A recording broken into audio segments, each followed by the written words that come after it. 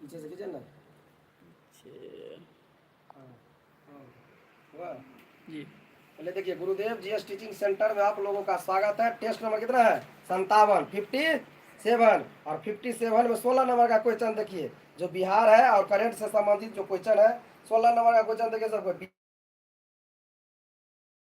बिहार की 7 निश्चय भाग 2, 7 निश्चय जो मुख्यमंत्री नीतीश कुमार का जो मेन था, यह 7 निश्चय भाग 2 योजना का हिस्सा नहीं है, हिस्सा नहीं है। पहला ऑप्शन है युवा शक्ति बिहार की प्रगति, बी ऑप्शन में है सशक्त महिला सक्षम महिला, तीसरा ऑप्शन है हर खेत में सिंचाई का, डी में है सभी के लिए वायुमार्ग। गौर से सुनिए, बहुत ही अच्छा क्वेश्चन है। बिहार की 7 निश्चय भाग 2 योजना का हिस्सा कह रहा नहीं है। युवा शक्ति बिहार की प्रगति, सशक्त महिला सक्षम महिला, हर खेत में सिंचाई का पानी, और डी में है सभी के लिए वायुमार्ग। तो ए बी सी सभी इस योजना का हिस्सा है, जबकि पूछ रहा है नहीं, तो डी आंसर होगा, सभी के इसमें शामिल नहीं है। तो 16 का जो आंसर होगा डी होगा। और है इसमें 7 निश्चय भाग 2 में कौन हिस्सा नहीं है? तो डी नहीं है, सभी के लिए वायुमार्ग इसमें शामिल नहीं था। क्लियर हो गया? ये मेन पार्ट था सक्षम 7 निश्चय योजना का। क्लियर? अगला देखिए 17 नंबर, अहमदाबाद में वायुयान दुर्घटना हुआ था। पूछ रहा है कब हुआ था? पहला ऑप्शन है 11 जून 2025 को, दूसरा ऑप्शन में है 11 मई 2025, तीसरा ऑप्शन है 12 मई 2025, चौथा ऑप्शन है इनमें से कोई नहीं। तो यहाँ पर समझने की बात है, गुजरात में कहाँ पड़ता है? गुजरात में पड़ता है अहमदाबाद, साबरमती नदी के किनारे। और अहमदाबाद से याद हुआ है 8 मार्च है 2026, और 8 मार्च 2026 को इसी गुजरात के अहमदाबाद में T20 वर्ल्ड कप का फाइनल मैच भारत और न्यूजीलैंड के बीच खेला जाएगा। आज शाम के 7 बजे से देखना नहीं भूलिएगा, देश प्रेमियों, क्रिकेट प्रेमियों, भारत वासियों। क्लियर है? तो भारत सेमीफाइनल में इंग्लैंड को हराकर, अंग्रेज को हराकर पहुंचा है। तो उसी शहर में अहमदाबाद में हवाई दुर्घटना हुआ था, जो वहां से उड़ान भरी थी कहाँ के लिए? लंदन के लिए। कहाँ के लिए? लंदन के लिए उड़ान भरी थी। तो यह दुर्घटना कब हुआ था बताइए तो आप लोग? 11 जून 2025 को हुआ था, 11 मई 2025 को, 12 मई 2025 को हुआ था, या इनमें से कोई नहीं? क्या आंसर? ये क्वेश्चन किसी एग्जाम में पूछा हुआ है, जो दुर्घटना हुआ है जून में हुआ था। इसके बाद कोनो किसी भी एग्जाम में ये क्वेश्चन पूछा हुआ है। क्लियर? आंसर होगा डी, इनमें से कोई नहीं। और डेट लिख लीजिए, 12 जून 2025 को हुआ था। डेट सहित पूछा था क्वेश्चन कि कब हुआ था, तो 12 जून 2025 ईस्वी को अहमदाबाद में, है ना, हवाई दुर्घटना हुआ था, जिसमें सिंगल एक व्यक्ति की क्या बची थी? जान बची थी। एक युवा लड़का था 37-38 साल का, जो उसका जान बचा था। क्लियर? कहता है ना, कहा जाता है जाके राखो सैया मार सके ना कोई, बस सिंगल व्यक्ति बचा था। क्लियर है? बस टेकअप हुआ था, और कुछ ही सेकंड में 20 सेकंड 22 सेकंड होते होते में वहीं पर क्रैश हो गया था पूरी तरह से, है ना। हॉस्टल में चल गया था, मेडिकल हॉस्टल में। क्लियर ना?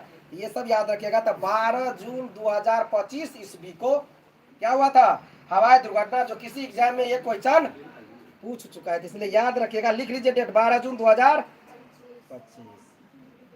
अब आगे देखिए क्वेश्चन, क्या नंबर? 16, 17, 18 नंबर होगा ना। नेपाल सरकार ने, है ना, नेपाल सरकार ने 26 सोशल मीडिया ऐप को बंद कर दिया। कब? नेपाल सरकार, आप देख लीजिए, इसी 26 सोशल मीडिया ऐप को बंद किया था नेपाल सरकार। गौर से सुनिए, तो नेपाल में जेएनजी आंदोलन हुआ था, और उसी जेएनजी आंदोलन में काठमांडू का जो मेयर रह चुका था बालेंद्र शाह, अभी नया चुनाव में एकदम फुल बहुमत में दिखा रहा है, आ रहा है, करिकवा चश्मा पहन ले, टोपी पहन ले, और मिथिला का बेटा है ना। कह रहा है जात पात पर नहीं, मिथिला नहीं, पूरे नेपाल का विकास करेंगे, नया पूरा सब कुछ होगा। इसलिए चुनिए, और उसकी पार्टी का नाम है राष्ट्रीय स्वतंत्र पार्टी, RSP। घंटी छाप है, हाथ में घंटी रख ले रहता है, घंटी छाप। है ना, भगवान के जब हम लोग घंटी बजाते हैं वही घंटी है, हाथ में घंटी रहता है। तो राष्ट्रीय स्वतंत्र पार्टी मतलब आरएसपी, और जिसका वह नेता है बालेंद्र शाह नाम है, बालेन के नाम से विख्यात हो गया है करिकवा चश्मा, खूब नेपाल में बिकता है करिकवा चश्मा। क्लियर, जिस तरह भारत में मोदी का बंडी बिकता था कोट में, उसी तरह बालेन शाह पूरा है और 110 प्लस सीट पर आगे चल रहा है। कल या आज बालेन शाह को सर्टिफिकेट मिल चुका है, झापा से चुनाव जीता है। कहाँ से? झापा, नेपाल में झापा पड़ता है पूरा, कोसी से पूर्व पड़ता है ना।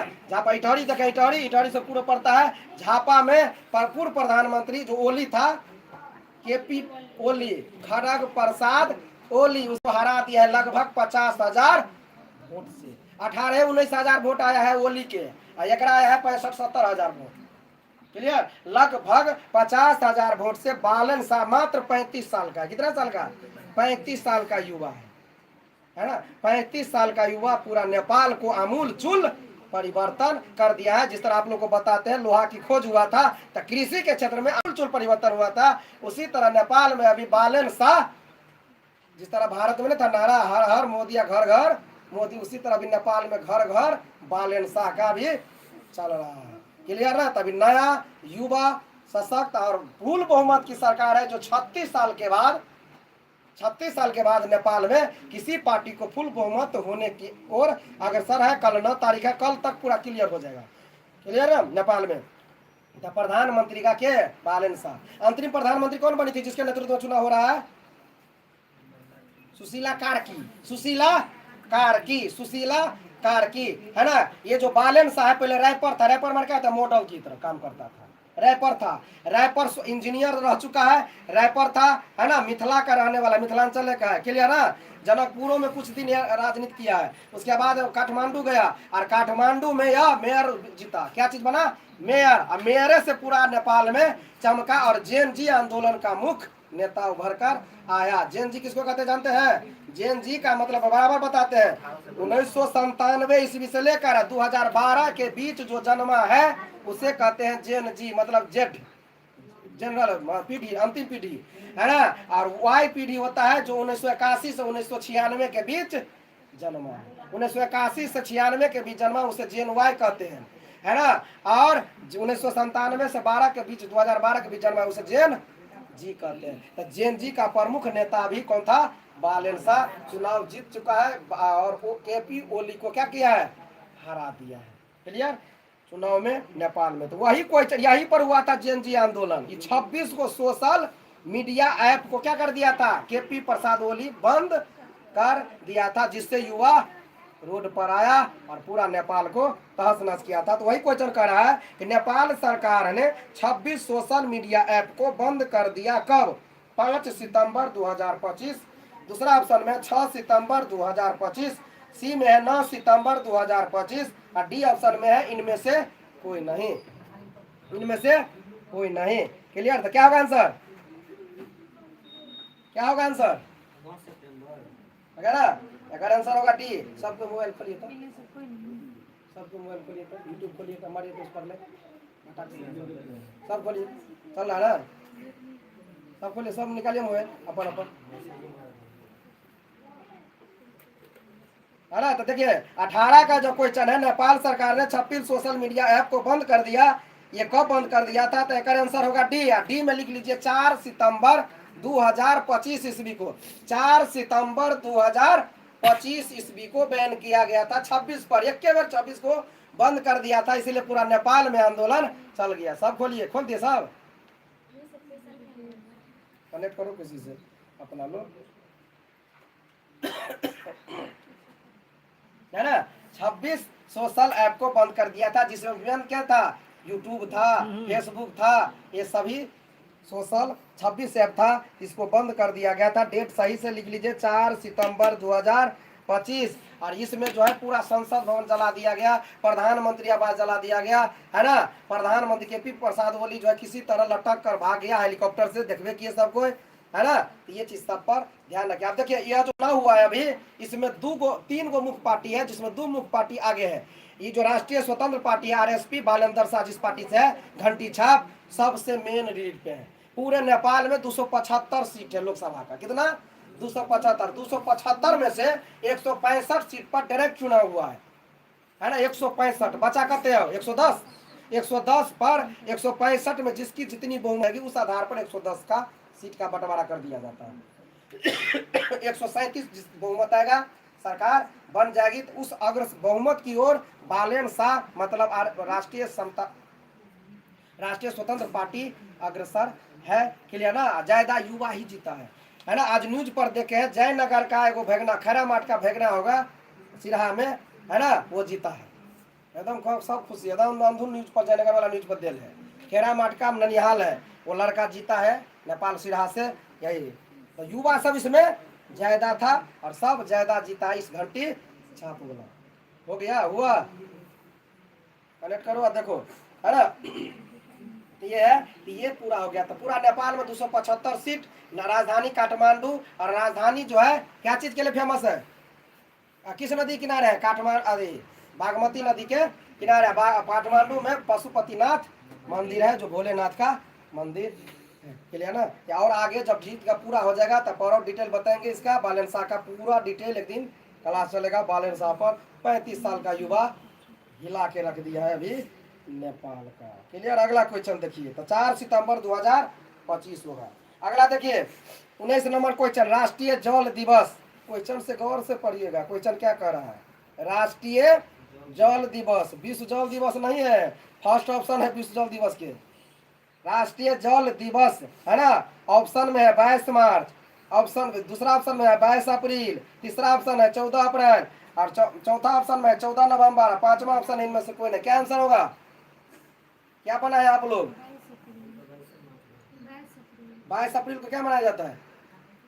22 मार्च को क्या मनाया जाता है? 22 मार्च को जल दिवस। विश्व पृथ्वी दिवस का मनाया जाता है 22 मार्च को सर। 22 मार्च को विश्व जल दिवस, 22 अप्रैल को विश्व पृथ्वी दिवस है ना। 22 मई को विश्व विविधता दिवस है ना। और 14 अप्रैल एक आंसर होगा 14 अप्रैल राष्ट्रीय जल दिवस कर रहा है। इसलिए ना बार बार कहते बनाने से पहले ही कह देते हैं क्वेश्चन को ढंग से स्थिर से पढ़िएगा। क्लियर। तब नहीं तो नुक्ता के फेर में खुदा हो जाए ना। हल्का सा अंतर हुआ आंसर हुआ। देख रहे राष्ट्रीय जल दिवस को विश्व जल दिवस पढ़ लीजिएगा, आंसर हो जाएगा बदल। यहाँ करा राष्ट्रीय जल दिवस कब मनाया जाता है? आंसर होगा 14 अप्रैल। अब देखिए 22 मार्च को विश्व जल दिवस। क्लियर। 22 अप्रैल को विश्व पृथ्वी दिवस, 14 अप्रैल को राष्ट्रीय जल दिवस और 14 अप्रैल को ही राष्ट्रीय समता दिवस मनाया जाता है। मतलब बाबा साहब भीमराव अम्बेडकर का जन्म है ना। और 14 नवंबर को डायबिटीज दिवस, मधुमेह दिवस मनाया जाता है। क्लियर हो गया। अगला क्वेश्चन देखिए 20 नंबर। नेपाल में पीएम लिखा हुआ है। पीएम माने प्रधानमंत्री, प्राइम मिनिस्टर। नेपाल में प्रधानमंत्री को भी इस्तीफा देना पड़ा था यही जेनजी आंदोलन के बाद है ना। तो क्या होगा आंसर? विद्या देवी भंडारी, केपी शर्मा ओली, शेर बहादुर देवा, इनमें से कोई नहीं। क्या होगा answer? KP Sharma Oli. KP Sharma Oli एक कहते केपी शर्मा ओली मतलब खड़ग प्रसाद ओली। एक आंसर होगा बी, विद्या देवी भंडारी राष्ट्रपति रह चुकी है। नेपाल की पहली महिला राष्ट्रपति विद्या देवी भंडारी। नेपाल का पहला राष्ट्रपति रामचंद्र यादव। नेपाल का पहला राष्ट्रपति पूछे तो रामचंद्र यादव। नेपाल की पहली महिला राष्ट्रपति तो विद्या देवी भंडारी। क्लियर ना।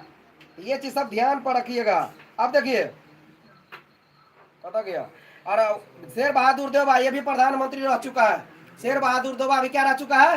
प्रधानमंत्री रह चुका है। अभी नेपाली कांग्रेस बालेन शाह के पार्टी के बाद दूसरा जो उभरा है वो है नेपाली कांग्रेस। गगन थापा है, वो है 50 साल का है ना, गगन थापा।